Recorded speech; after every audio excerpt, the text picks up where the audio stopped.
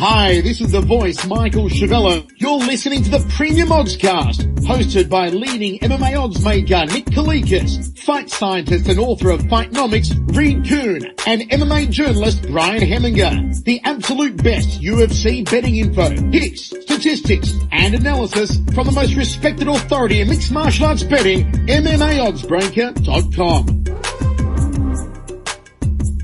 Welcome to the Premium Oddscast, presented by 5 Dimes. I'm Brian Hemminger, joined today by leading mixed martial arts line setter Nick Kalikas to break down this Wednesday's UFC Fight Night 45 event, which takes place in Atlantic City, New Jersey.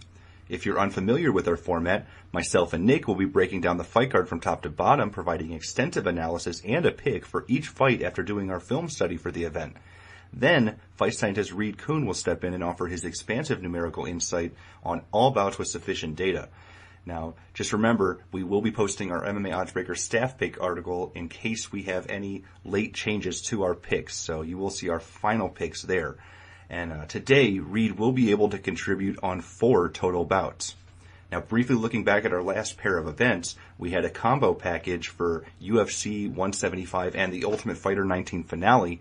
We won our bets on Rob Font, Kenny Robertson, and a parlay that included the over in the Bruno Santos-Chris Camozzi fight with Kevin Lee from Tough 19 finale.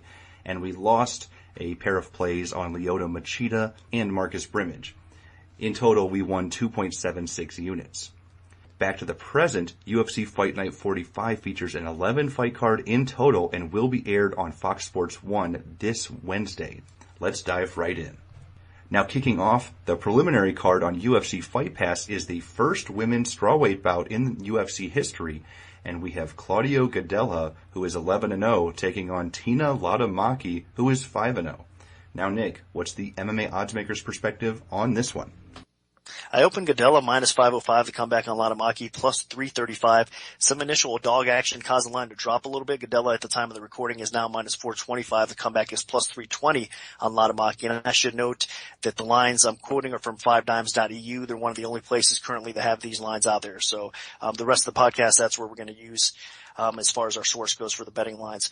Now, this is an interesting matchup. I'm glad the UFC has brought in the 115ers for the ladies. I mean, it's definitely a talented weight class, and we're going to see a lot of potential and a lot of good fights, I think, forming from this weight class in general. Now, Gadelha, we'll start with her. She's a very hyped prospect. She's been training out of Brazil with Brau, Aldo, and Cruz, so you know she's getting some good overall training. But her base is basically a jiu-jitsu world champion. She's a 3-time Brazilian jiu-jitsu world champion to be more exact. But she does have some skill on the feet as well. Her stand-up continues to improve. She's got pretty fast hands, decent boxing. She does like to push forward, very aggressive, good clinch work to go along with that good jiu-jitsu game, and decent wrestling and takedowns as well. So she's a very complete fighter that's constantly improving her game.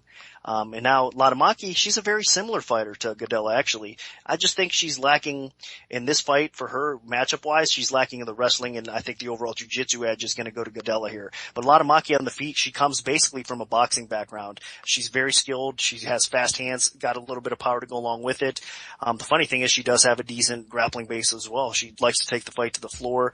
She's okay off her back, transitions well, has decent subs to go along with it. So she's a pretty well-rounded fighter. But again, I think what's going to be the major factor in this fight is Gadelha's overall grappling advantage she's going to have. She does like to push the pace. Latamaki's takedown defense is a little bit spotty at times, and that's not a good thing when you're facing an opponent like Gadelha. So I do think that's what's eventually going to happen is Gadelha's going to take the fight to the floor. She's going to control a little bit more of it, possibly look for the submission, at least grind out 2 out of 3 rounds, maybe all 3 rounds fairly easily, even though Latamaki is a very talented fighter in her own right. I just think stylistically it is a bad matchup for her making her debut.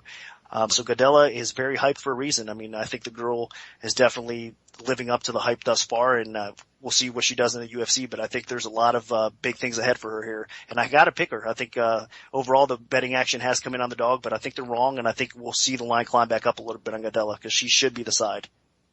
And I'm going to completely agree here. I just think Gadelha is so supremely talented, and this is such a tough fight for Latamaki.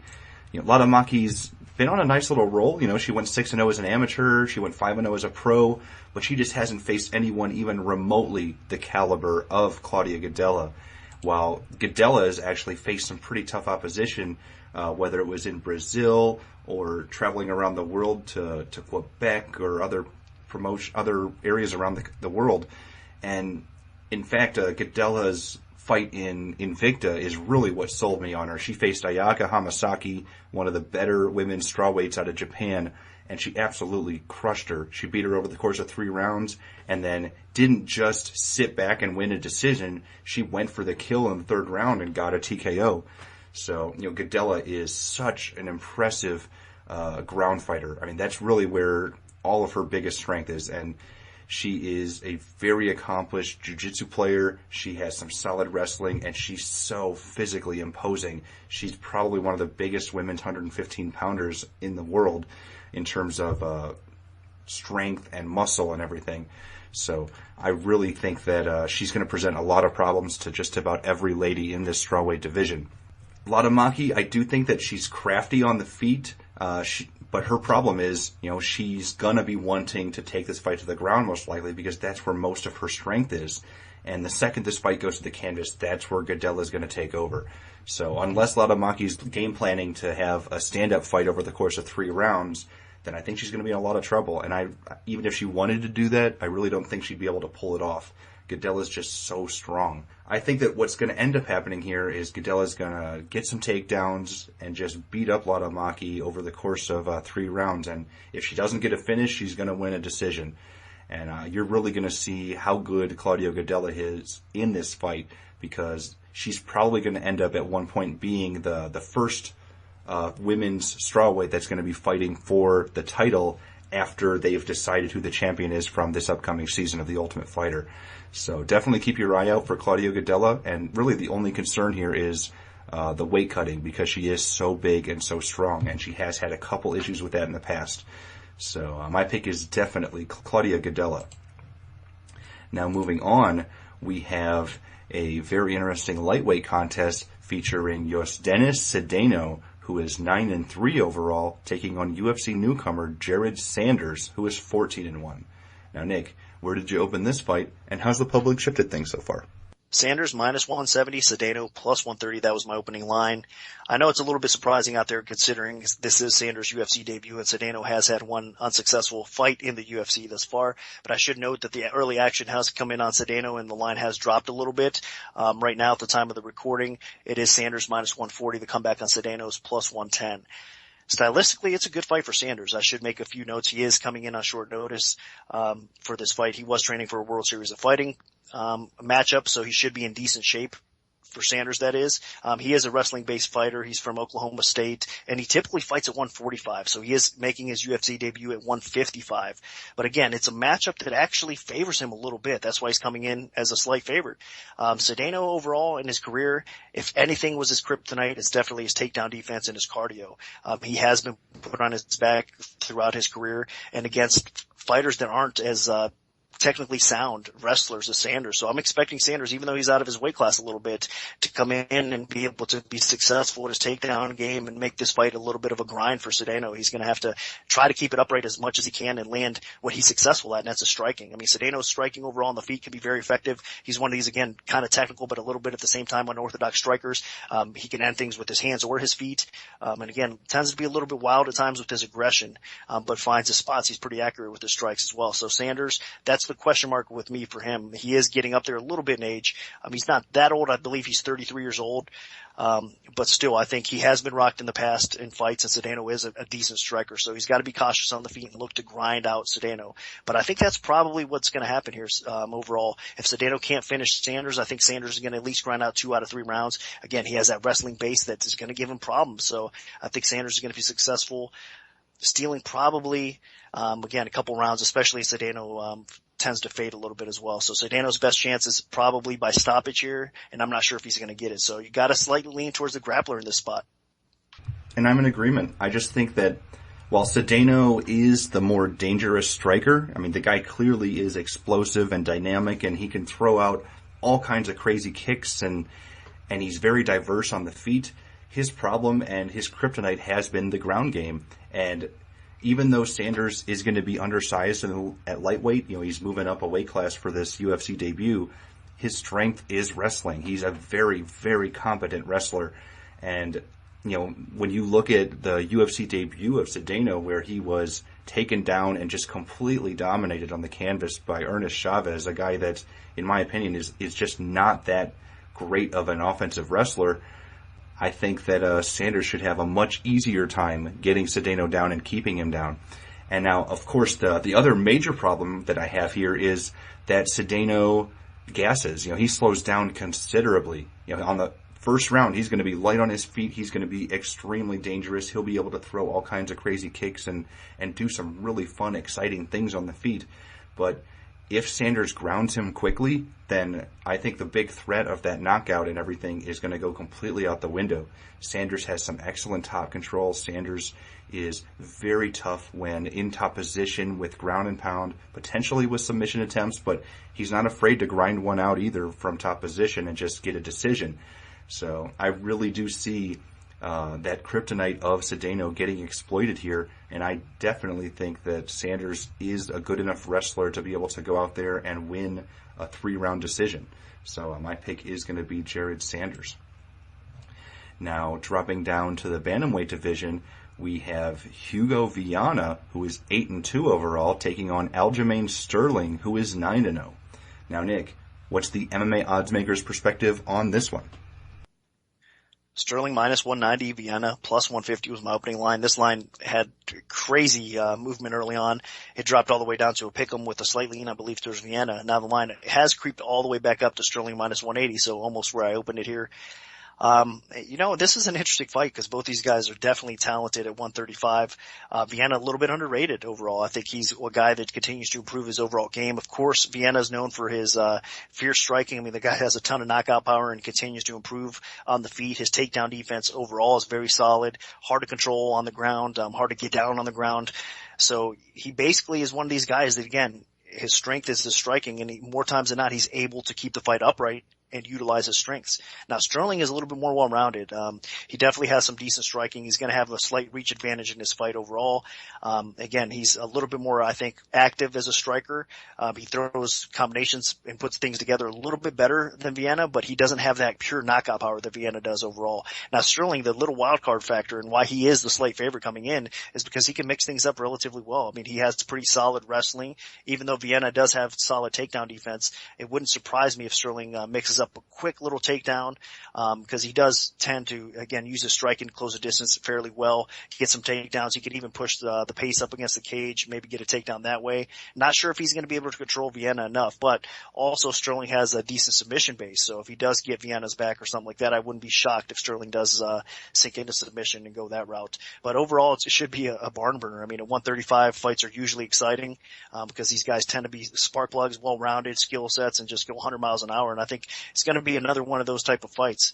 Both tend to fade a little bit as the fight goes on, but I think it should be a fight and fight. I mean, we'll see a back and forth war, but I do give the slight edge to Sterling. I think, again, he can outpoint Viana. He's got more tools to do that, and I think he probably wins at least 2 out of 3 rounds, but it should be another very competitive fight. Yeah, and this is a fight that's an interesting stylistic matchup. Viana really wasn't known for his striking when he was competing on The Ultimate Fighter, and then all of a sudden, ever since he's been in the UFC, he's just been knocking people out, rocking people, and really been very dangerous on the feet. So, he's a tale of 2 fighters almost. And the problem, of course, with Viana is he's become a little too reliant on that, and he kind of just spams overhand rights until he gets exhausted, and if he doesn't get the knockout, things could become a problem. Sterling, on the other hand, is, he's a very competent young prospect, very dangerous, very skilled, has an excellent wrestling base, and has some really fun scrambles on the ground. And he trains out of a terrific gym with Sarah Longa, which has just been producing studs lately. And I think that the problem here is Viana's not going to have a lot of opportunities on the feet to throw that big overhand right and try to connect it before Sterling is shooting in on him and dumping him on his back and trying to grind out a decision or potentially get a ground and pound TKO type of stoppage or even a submission. So that's really what this fight is going to boil down to, is the stylistic matchup where Viana really needs to land that big shot on the feet. And the problem, of course, with Viana is I really don't think he has that good of conditioning. Neither of these guys have terrific conditioning, but with Viana, if his conditioning starts to fail, he's going to slow down, and that knockout that he absolutely desperately needs is not going to be able to come. So he needs to either get that quick knockout or he's probably going to lose a decision. and I just don't really like those odds. So I'm going with Aljamain Sterling. I just think he has a lot more potential, and he's a clearly more well-rounded fighter. And I think he pulls this one out, probably by decision, but who knows? It could end up being even a little more interesting than that. But my pick is Aljamain Sterling. Now, sticking with the bantamweight division, but this time switching over to the female end of the equation, we have Jessamine Duke, who is 3-1 with 1 no contest overall, taking on Leslie the Peacemaker Smith, who is 6-5-1 overall. Now, Nick, where did you open this fight, and how's the public shifted things so far? Duke opens as a very slight favorite, -140. The comeback on Smith, even money. Some early action coming in back and forth, but it's actually favored Smith a little bit. Now Smith is currently the favorite at 5 dimes at -140. The comeback on Duke +110. So basically a pick'em fight with a slight lean towards Smith. And this time I do think the public overall, the early action, I should say, to be more clear, overall has come in on the right side. To me, I'm a little surprised because Duke seems to get, overall decent respect at the betting window in most cases. I think there's a lot of hype around her. People are expecting some really good things out of Duke, especially with her size. I mean, in the weight class, she's pretty tall, lanky, has a decent skill set overall, can be effective with her striking, has a decent ground game. So she's training, of course, with Rousey, and that automatically adds a little bit of hype, I think, to Duke, than it should. But I mean, you understand why. Rousey's the woman. So if you're training with somebody with that much skill, you have nothing but improvement to make, really. So I can understand that. I mean, she has no choice but to get better overall. So, but Duke hasn't really lived up to it. I think that Duke's improvement is happening, but it's happening a little bit slower than you'd like to see. And Smith, on the other hand, I know she had a setback in her UFC debut against Kaufman. She did take that fight on a little bit of short notice. She wanted to take that fight to make her debut. She thought she can beat Kaufman since they did have a competitive fight, but she didn't look that good, honestly. I mean, she did deservingly get outpointed pretty bad in that fight against Kaufman. But this is a different stylistic matchup for her, and I think Smith's aggression and her overall skill set actually matches up fairly well with Duke. I think Smith is aggressive enough to get inside, make life a little bit tough for Duke, maybe even end up in top position on the ground if it does hit the floor a little bit, and again, kind of grind her out. I think Smith will find success in doing that a little bit more. I think she's got more capabilities as far as knockout punching and strikes go overall. She hits with a little bit more power. She's a little bit more aggressive. So I think as far as the scorecards go, if it does hit the cards, the judges are going to favor Smith's aggressive style over Duke. I think she's going to be able to control more of the octagon, and she's probably, again, going to steal at least 2 out of 3 rounds. Should be fairly competitive, but again, the line's close to a pick'em, so that's what we're all expecting. But I do think you have to give the slight nod to Smith because she is the better fighter at this point. Yeah, and that's where I'm coming in as well. I just really think that Leslie Smith, while she does have some problems at times against some really good technical fighters, I think in a fighter that, in Jessamine Duke, who's really hasn't really learned to use her reach, this is almost a picture-perfect type of matchup for Leslie Smith. She's extremely aggressive. She throws a lot of high-volume strikes. And on the ground, she's actually got an above-average ground game with a good mixture of ground and pound to go with potential submissions.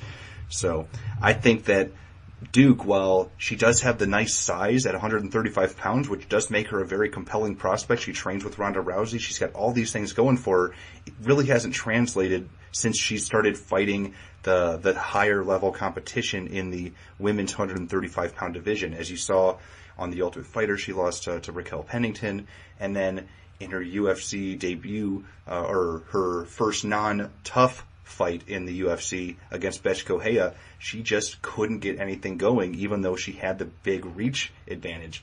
Correia was just too aggressive for her and landed at way too many strikes on her. And I think that Leslie Smith is a significantly better striker than Betch Correia and more aggressive. So this could really present some problems to Duke. Now, where Duke might have an advantage is potentially in the clinch. She's very long. She has some nasty knees, and she can be a little tricky if she's on her back, with triangle chokes and arm bars. But I really think that Leslie Smith's aggression is going to play into this. And Leslie Smith's track record against top-level competition. I mean, Leslie's fought Sarah Kaufman twice. She's faced some really tough customers, and she's beaten Raquel Pennington, who beat Jessamine Duke. A little MMA math, but I think that this is Leslie Smith's fight to lose, and Jessamine Duke just might need a little bit more seasoning before she's facing the elite women in the 135-pound division. So my pick's going to be Leslie Smith. Now moving up to the lightweight division, we have a very interesting battle between veterans Gleison Tibau, who is 37-10, taking on Pat Bam Bam Healey, who is 31-18 with 1 no contest. Now Nick, where did you open this fight, and how's the public shifted things so far? Up at Tibau, minus 185, the comeback on Healey, plus 145. Steady action on Healey coming in, which does kind of surprised me a little bit. I mean, I figured Healey's one of those guys everybody kind of respects how much of a grinder and how much heart the guy has. But as far as overall skill set and at the betting window, a lot of times he doesn't seem to get that much respect. But in this situation against Tibau, he certainly did. The line has dropped all the way down. It's at minus 135 for Tibau, comeback plus 105 for Healey. So decent amount of support coming in on the underdog. You know what? It is a close fight. Healey always makes fights interesting, man, with his pressure, with his wrestling base, with the grinding style that he has. His stand-up continues to improve. His hands are getting a little bit better. He's generating a little bit more power. But Tibau should be stylistically kind of a bad matchup for him. I think Tibau's takedown defense is good enough for him to maintain it on the feet. Tibau's definitely the better striker on the feet. He could be the more effective striker on the feet. I think overall Tibau's defense is a little bit more technically sound as well. He can defend a little bit better. Healey gets lit up a little bit more, cuts open a little bit more. So that is a concern. I think Healey's more of a bleeder as well. So all those things should lead to, I think, a Tibau decision. He should be able to control the octagon a little bit better than Healey. But again, Healey's just one of these guys that's tough and keeps on pushing forward and makes things interesting. So I definitely expect it to be a competitive type of decision, but I gotta give the slight edge to Tibau here because I do think, again, more times than not, he should be able to keep the fight standing and his striking is better. And if anything happens on the ground, I think it's actually, there's a good chance Tibau gets top position on Healey. Might not maintain it long, but I think Tibau's wrestling is good enough to get at least a takedown or so. So I expect Tibau to outpoint him a little bit. And I'm going to go on the other side a little bit. I actually think that looking at this one, I think Healey has the better chin. He can absorb punishment a little bit better. And I think that Healey has actually shown some nice improvement in his striking. It hasn't really translated into wins, but you look at the guys he's been fighting, it's just been a murderer's row of top 15 lightweights. And Tibau is more of that fringe top 20 type guy, the gatekeeper into the top 15 type of fighter. And I think this is the type of guy that Healey might be able to shine against. Healey, he's that grinder. He just pushes forward. He's not the greatest striker. He does rely a little bit on top control and his size, and that's really not going to come into a factor here as much because Tibau does have excellent takedown defense. He was able to stuff 25 or whatever Nurmagomedov takedowns in their fight. But I do think that Tibau doesn't like to be pressured, and I think that Healey is going to be able to move forward and make it interesting, especially if this fight goes to the clinch. I think Healey does have a little bit of pop, and he's been developing his striking, so he might be able to take advantage of that, but we'll see. Tibau is a decent striker himself. Neither guy's very quick, although Tibau does have a little bit more explosion in his takedown, so as Nick mentioned, if anybody does get a takedown, it might be Tibau, but I do think that Healey's ground game is as good, if not better, than Tibau's. And I just think as this fight wears on, I think Healey's gonna wear Tibau down a little bit. Tibau is so big and he cuts so much weight to make lightweight that in this type of fight, I think that's where it's gonna come in as a negative almost. So I can see this being a very competitive decision, just like Nick mentioned. I just think that Pat Healey might be coming out on the other side of it. So I'm gonna pick Pat Healey. Now, Reed, what do the numbers tell us for this one? Well, this is definitely one of several fights I think that is going to be almost a pick'em by the time it goes to the fights. So this one, you're right. You guys have actually hit a few points that are important to talk about. First of all, Gleison Tibau, he has been rocked. He also has dropped opponents. Healey has no knockdowns and hasn't received any either. Now their striking accuracy is identical. Healey is the one that actually operates at a higher pace and pushes his opponents, but his defense is pretty bad. He gets hit a lot, and I don't know why. Usually if you're a little bit sloppy, you're coming in and you're throwing a high volume, maybe people can counter you, so their accuracy is better. So Tibau being the southpaw, they're the same age, same size, same reach, almost. I think there's a slight lean towards Tibau being the more effective guy. But you don't know if the Healey's pace might overcome that.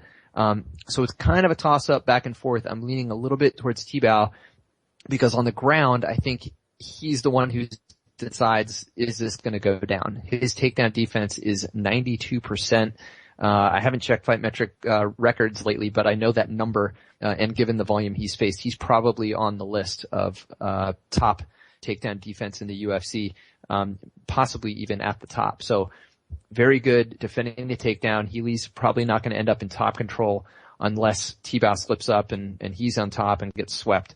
But his ground control stat is quite good. It's 82%. It's way better than Healey's.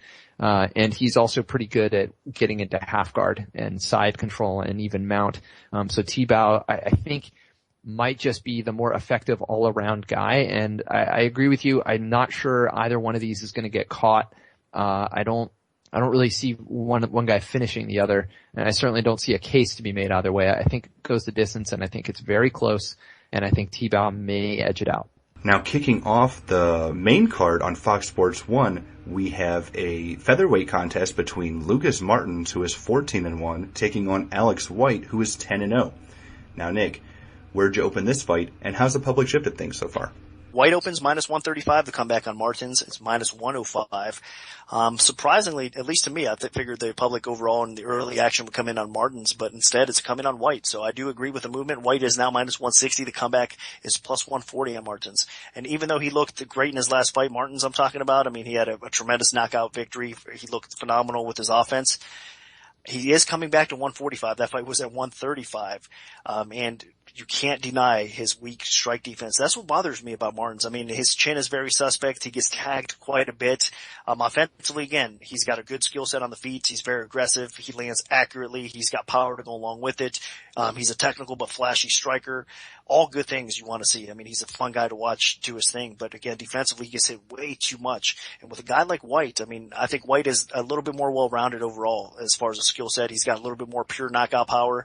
Both these guys have knockout power, so don't get me wrong. But I think White's a little bit more dangerous and more capable at this point. I think White's chin is a little bit better to this point again. And I think there's a lot of similarities with these guys. Both of them are fairly tall. Martins is usually a little bit taller than his opponents, but this time White's going to match him in that area. In fact, I think he has got a half inch of pure reach on him as well. Both these guys are southpaws, so there's a lot of similarities again between these guys. So I'm expecting a very competitive fight, but as long as it lasts. I don't expect this fight to really hit the cards.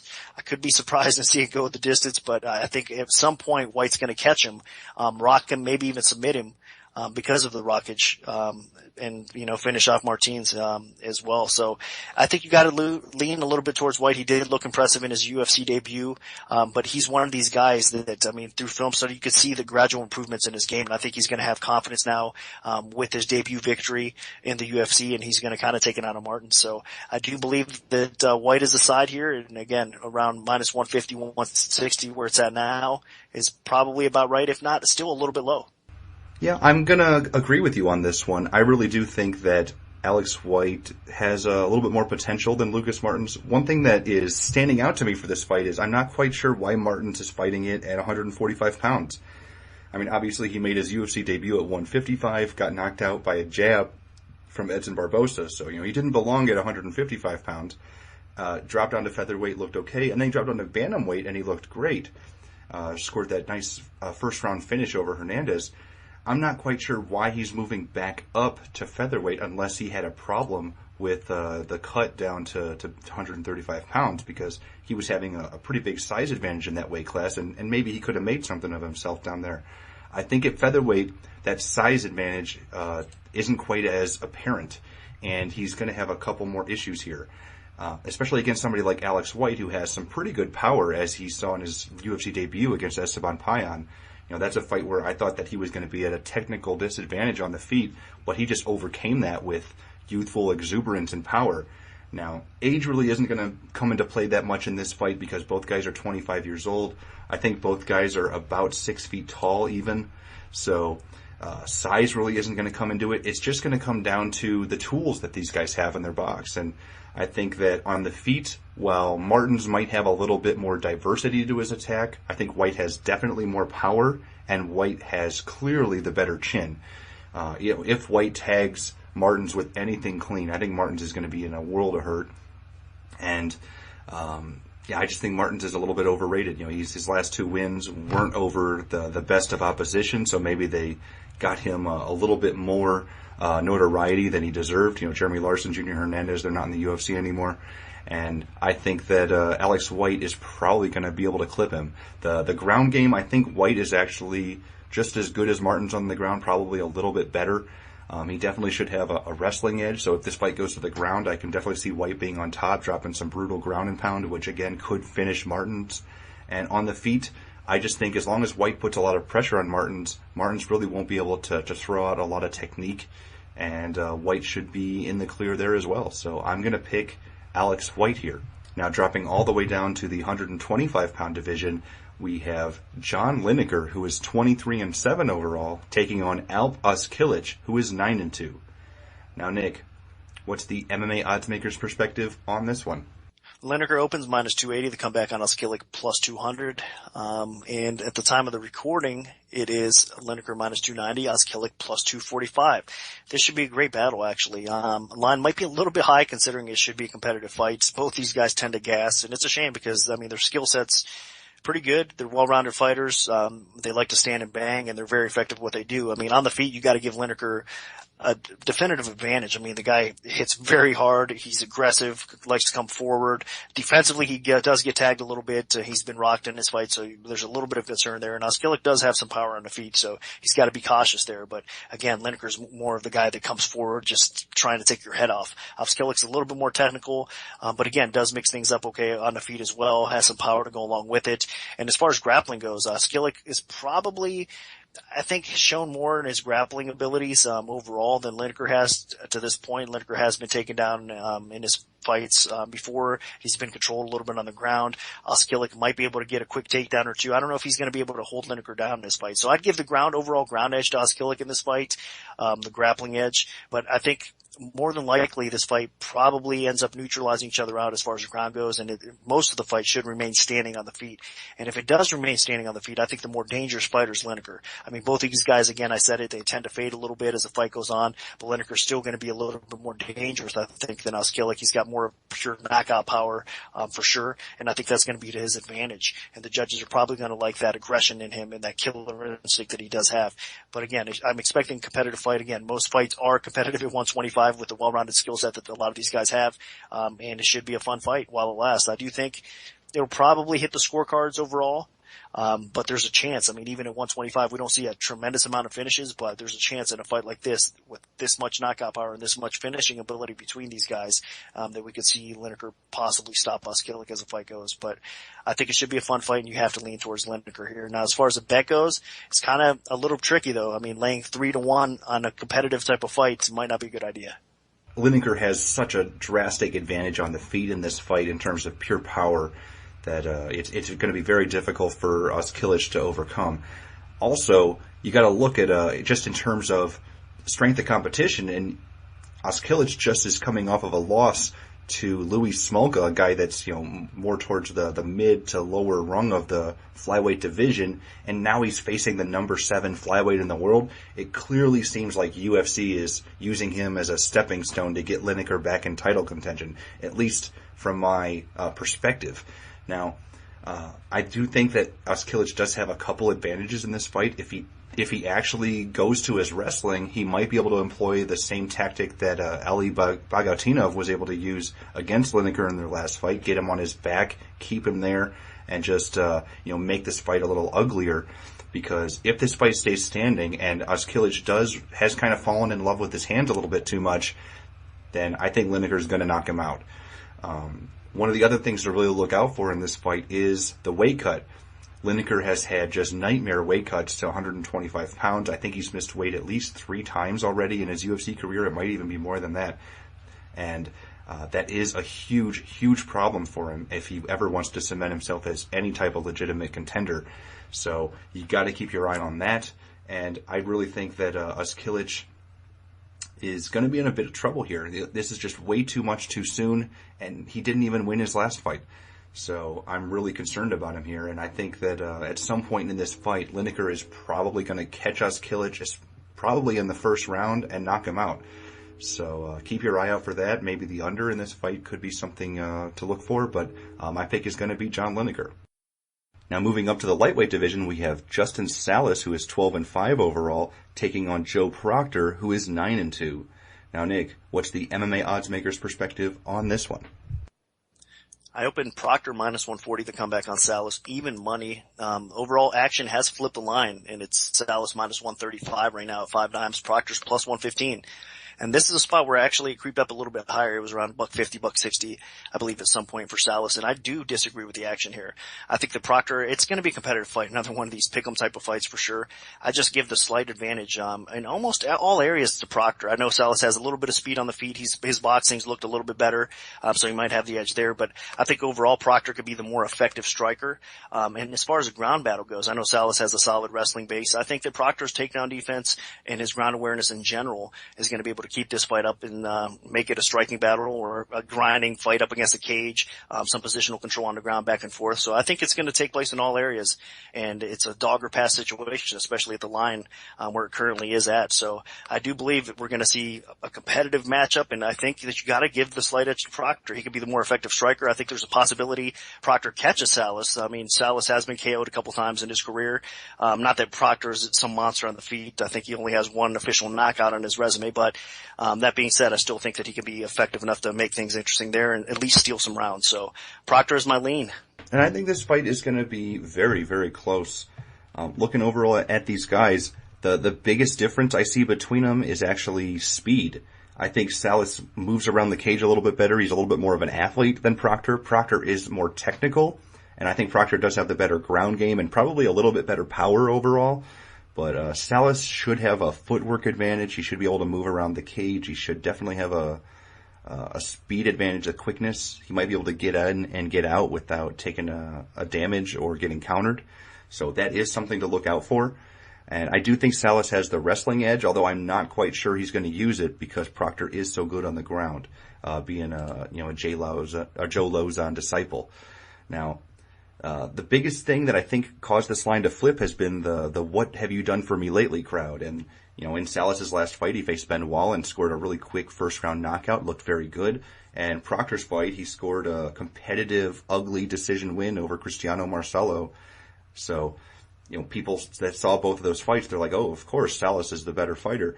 But, that's a little tricky. It's deceiving because Benoit is not a UFC caliber fighter whatsoever. Neither's Marcelo, but at least he's got the jiu-jitsu and he was developing a little bit better. So, I do think that is deceiving. But I'm slightly leaning Salas, although, this is more of that 51%, 49% type of thing. And it could clearly go the other way, but I think Salas' speed will come into play because Proctor is a little stiff, he's a little robotic, and if he hasn't really made those leaps in terms of movement and defense, then Salas might be able to exploit that with the quickness. So I'm going to lean Justin Salas, but it is close. Now, Reed, what are the numbers tell us for this one? Well, this is another one of the ones that is very even, but in this case, I don't have a lot of sample size on the two guys. We're talking 30 plus minutes in each case. So granted, small sample size, but the numbers show, first of all, tail of the tape, there is a difference. Although Justin Salas is the southpaw, Proctor is going to be the younger, longer fighter. And Proctor, at least statistically, and I think part of this is skewed with his fight with Cristiano Marcelo, who is not really a great stand-up guy. So I think maybe there's some inflation here on Proctor's stats. He does have much higher pace, volume, cage control. He's the more accurate striker. His defense is actually pretty sloppy, whereas Salas is tight. So it's hard to say where there's any major differential on the stand-up striking. Now, on the ground, Proctor has never actually attempted a takedown, or at least not in his UFC career. So he has pretty much null ground stats, and he has been taken down. He has decent stand-up or takedown defense, but he has been taken down and he was controlled on the ground. So his ground stat is actually pretty bad because he's never really been instigating and trying to take people down. Now, fortunately for him, Justin Salas, his takedown offense is actually pretty bad. It's only 21% success rate, so that's very low. He attempts a lot of takedowns, but most of them are shooting, and those are very unsuccessful, and that's a macro trend. It's true for everybody, but if his shot selection is bad, then he's not going to land them. So really, I don't see a whole lot of finishing potential, really. I mean, both guys have actually been dropped, and they've scored one takedown or one knockdown apiece. So I don't know. This is one of those ones, granted, small sample size, but I don't see either guy leaping off the page here. So I admit, yes, the line is probably correctly set in that it's going to bounce back and forth between these two. Very even, probably going to go the distance, and it's hard to see. We'll know a heck of a lot more in that first round if we see that the speed of Salas is a difference, but not a lot jumping off the page here. It'll probably go to a decision. Now, moving up to the welterweight division, we have Rick, the Horror Story, who is 16-8 overall, taking on returning UFC fighter Leonardo Mafra, who is 11-1. Now, Nick, where'd you open this fight, and how's the public shifted things so far? I opened Story minus 380, the comeback on Mafra plus 260. Has been some action on the dog early on. Mafra is down to plus 240. The comeback, the line on Story is minus 280. The comeback on Mafra is plus 240. So some respect coming in on the dog. Now the line has gotten a little bit tighter. I mean, my opener was plus 260 on the dog, and now it's only 240. So I know it seems like a lot of movement, but really it's not as much as it seems. That being said, it is an interesting matchup. I mean, why would Mafra be getting Story in his return to the UFC? It doesn't make much sense at all. I mean, Story is one of these guys that has been kind of towards the upper echelon of the welterweights for a long time. He was close to title contention at one point. I know he's had some setbacks along the way, but still, he's a hard out in the welterweight division. I mean, the guy's tough as nails. He's very aggressive. His hands have a lot of power behind him. He comes forward, pushes the pace. He's very effective with his boxing. And again, he's one of these grinders that likes to get the fight to the floor, and more times than not, he can get it down. And once he's on top, works a good ground and pound game, has a decent submission game overall. So he's a pretty solid fighter, and again, a tough out. Mafra, more well known for his striking. I mean, he's definitely a pretty technical striker. He mixes things up well. He's got good kicks, good punches, has some power to go along with it. So he's talented at what he does on the feet. His cardio is a little bit suspect. His strike defense is a little bit suspect. And against a fighter like Story that pushes the pace, it's going to be interesting. I think his takedown defense is okay, and that's going to be the key for Mafra here in this fight. If he can keep the fight upright against Story and not spend too much time with his back up against a cage or his back against the mat, he should make things interesting a little bit, especially if we see some of the cardio improvement from Mafra as well. I mean, outside since his loss to Perpetuo in the UFC, from UFC 147, he's been on a little roll. I believe he's won 4 or 5 fights. Again, not UFC level competition, but still, he's shown some improvement. He's still fairly young, overall. So I think that there's an upside to Mafra, and with his striking, base, he could be very successful if matched up right, and if he continues to improve those flaws that he has. But against Story, I mean, it really doesn't make much sense to me, but that being said, if he can keep it upright, Story is very hittable. I mean, that's one thing that bothers me about Story. He does kind of eat a lot of punches. He's got a tough chin, and he knows it, so he tends to kind of just stick his head out there and absorb a lot of shots. And against a talented striker like Mafra, I don't know if that's a good idea.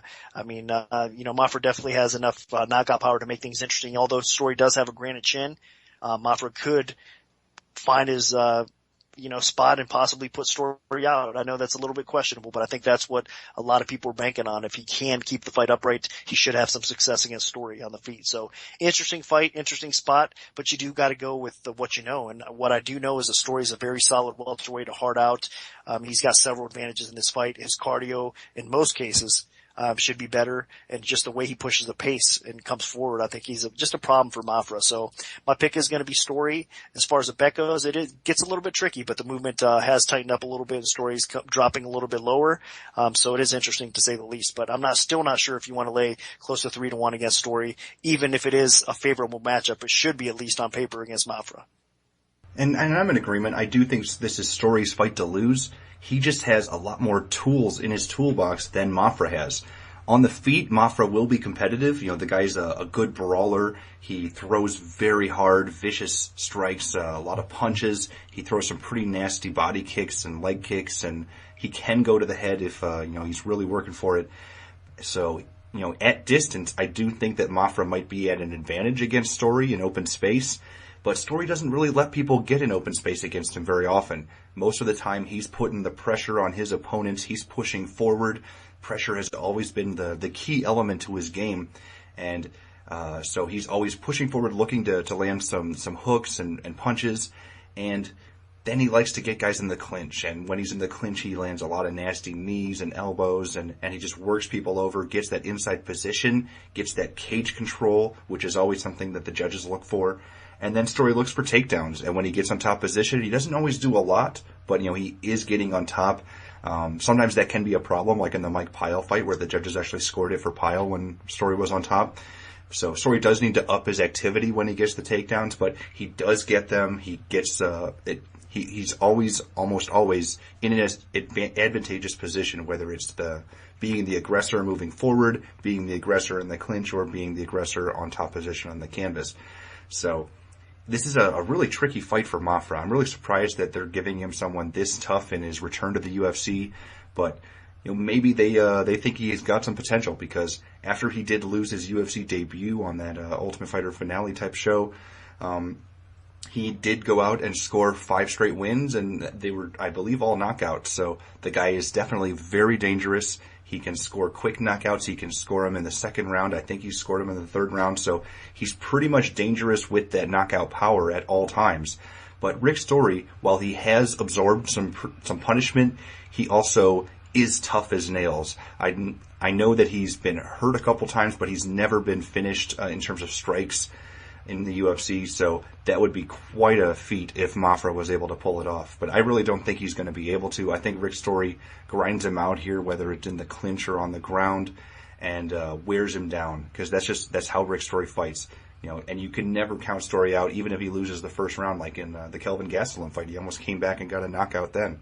So, he's always dangerous.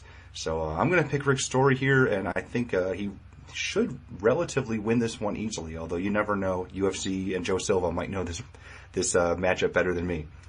Now, dropping down to the lightweight division, we have Edson Barbosa, who is 13-2 overall, taking on Evan Dunham, who is 14-5. Now, Nick, what's the MMA oddsmaker's perspective on this one? Barbosa opens minus 280, the comeback on Dunham, plus 200, and lines have stayed fairly steady. It did drop down early on, and it climbed back up as we get closer to fight time. It's Barbosa now minus 260, the comeback on Dunham is plus 220. It's an interesting fight. I mean, Barbosa's such a talented fighter, but man, that chin, that's basically all you have to say. His success rate in the UFC would be a lot better. He'd be undefeated right now if it wasn't for that chin, honestly. So what a shame, because he really can't fix that too much. I mean, offensively, the guy is super talented, one of the most talented strikers in all of the UFC in any weight class. I mean, that's how gifted this guy is on the feet. He's got power, his unorthodox but technical striking ability to go along with it. He's just fantastic to watch do his thing on the feet. Nasty leg kicks, just a total package. Now, his ground defense isn't that great, but he does scramble up well when he is in trouble, so I guess that's a little bit misleading, and I think that his takedown defense continues to improve. So he's a kind of guy that's hard to hold down when you do get him down on the ground, and he's kind of hard to get to that spot. So he wants the fight to stay standing, and usually he gets that. Now, can Dunham catch him and knock him out? Man, Dunham doesn't kind of have that type of knockout power to be much of a threat for Barbosa on the feet. Although he does have heart, has a little bit of power, he is a southpaw to go along with it, so it could get interesting, but I think if he doesn't get him down and control him and look for a submission, he's going to lose this fight. So you got to give all advantages really to Barbosa, because he should be able to dictate where this fight goes, keep it standing, and at least outpoint, if not knock out, Dunham.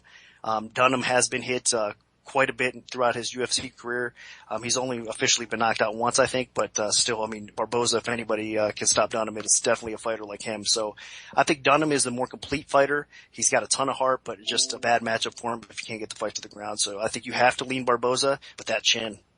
And I'm in complete agreement. I really think that Barbosa is the better overall fighter in terms of how this fight stacks up, because I really don't see Dunham's ground game coming into play. Barbosa's takedown defense is pretty good, and Dunham doesn't really have a whole lot of really good wrestling takedowns.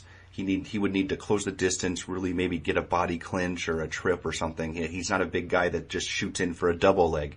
And at distance, Barbosa is a monster. The guy has a pretty solid jab, and, most dangerous of all, of course, are the leg kicks. The guy can just tear people's legs up. I think he's finished 3 fights in the UFC by leg kick, which is a record. The guy basically has the most dangerous leg kicks in all of MMA. And if he starts to land those against Dunham, I really don't see how Dunham could possibly win this fight other than a Hail Mary hook, maybe a Hail Mary left hook or something, because that's been the kryptonite for Edson Barbosa. The guy is so supremely talented, but if he gets clipped on the chin, if he gets hit hardly at all on the feet, something terrible usually happens. As you saw in the loss to Jamie Varner, he got smashed on the feet. In the Danny Castillo fight, I mean, he clearly should have lost that first round 10-8 if probably even stopped potentially. And then in his most recent fight against Donald Cerrone, he was looking great, showcasing excellent technique on the feet, and then he got dropped with the jab and submitted. So that chin is always going to be the biggest factor in an Edson Barbosa fight. And if Evan Dunham can catch him on the chin with something relatively hard, then he can probably finish the fight.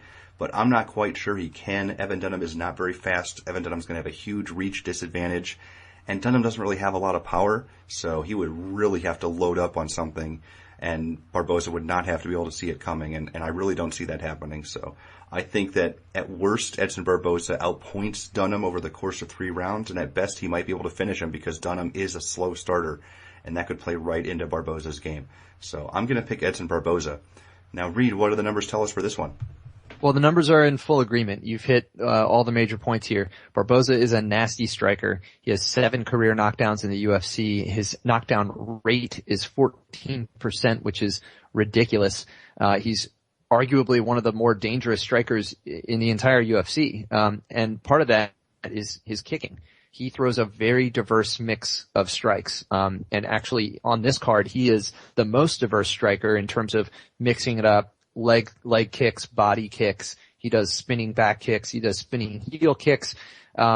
Kicks are a huge part of his arsenal. And the way he does that is because he does have a very, very long reach for a lightweight, 75 inches. He's going to have 5 inches of reach differential here against Dunham, which is going to help, because Dunham is a higher pace striker. High volume attack. He's not necessarily dangerous. You guys pointed out he doesn't have a lot of knockdowns. He does have 2, but on a punch for punch basis, his knockdown rate is quite low.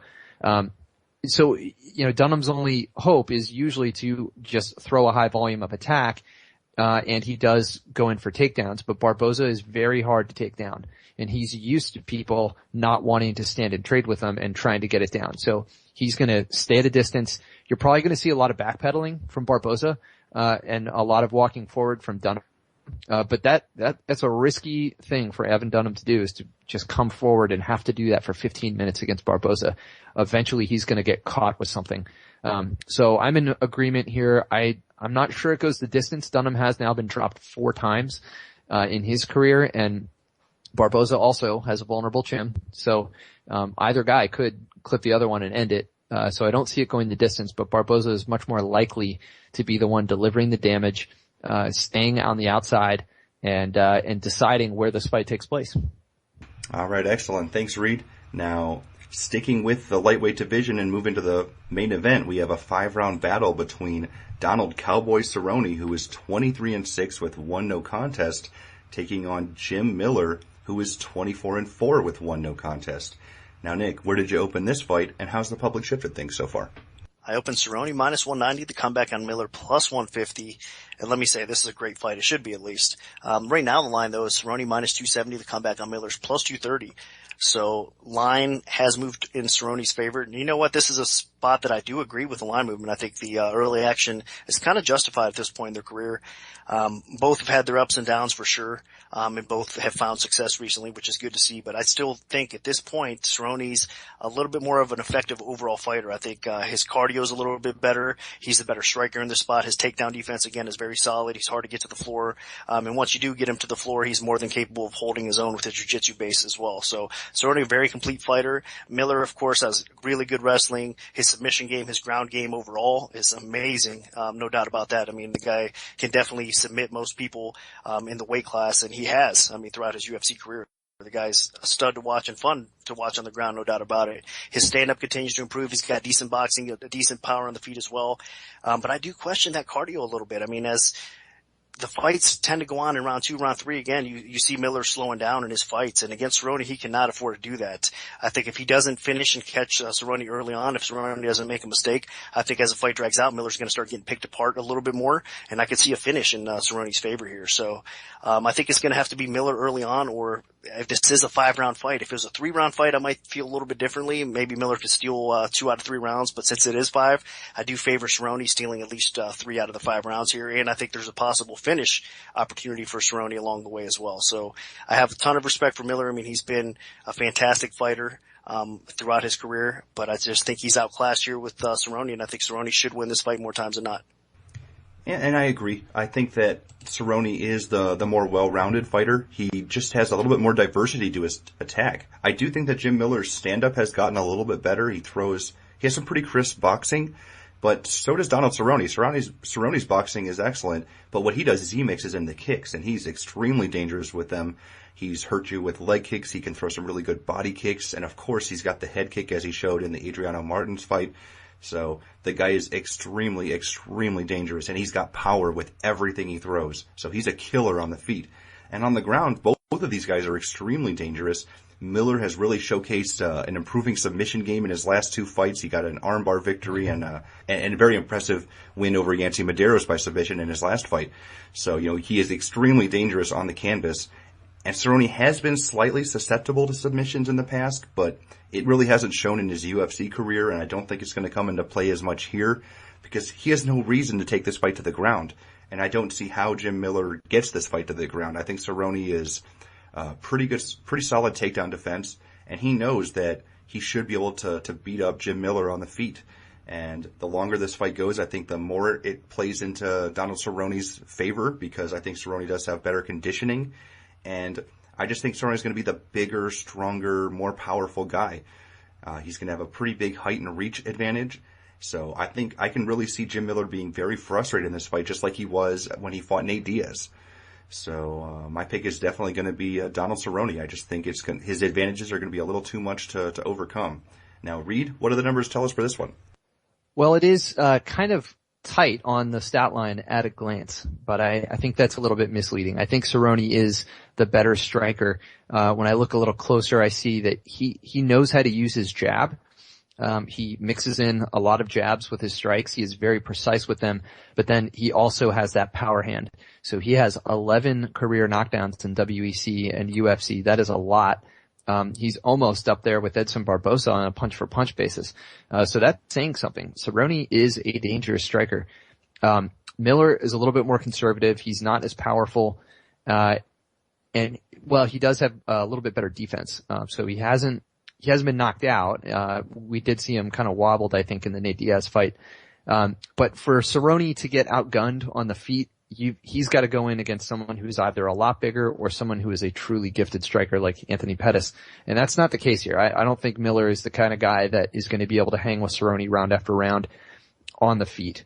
And so is it going to go down? Well, both guys have very good jiu-jitsu. Cerrone, it's been a long time since he's looked fallible on the ground. So just all around, I think Cerrone is a little bit better off. Now Miller should be able to hang a lot better early on, but as you guys pointed out, I think Cerrone will probably start to pull away as this fight goes on, and both guys are very dangerous. So 5 rounds is a long fight, to have these two in the cage. So I'm leaning Cerrone, and, one way or the other, I think he gets it done. So that'll do it for our full event breakdown for UFC Fight Night 45. Part 2 of the Premium Oddscast featuring our premium bets will be out Tuesday night around 8 p.m. Eastern Time. So stay tuned for that if you're an MMAOddsbreaker.com premium member. And we will have 2 separate Oddscasts this week because there are 2 separate events for our premium packages. Now, if we have a free play to give out, make sure to follow @Premium Oddscast on Twitter because that's where we'll post it first. We can also notify you of our free bets via email if you prefer that method. Just send an email to pigs@MMAOddsbreaker.com and we'll add you to our free bet mailing list. Also, feel free to like our Premium Oddscast Facebook page. We post articles, show announcements, and plenty of other information there so you can stay up to date on everything from us if you're interested. Special thanks to our sponsor, 5 Dimes. Good luck, everyone, and hopefully the betting gods are on your side this Wednesday.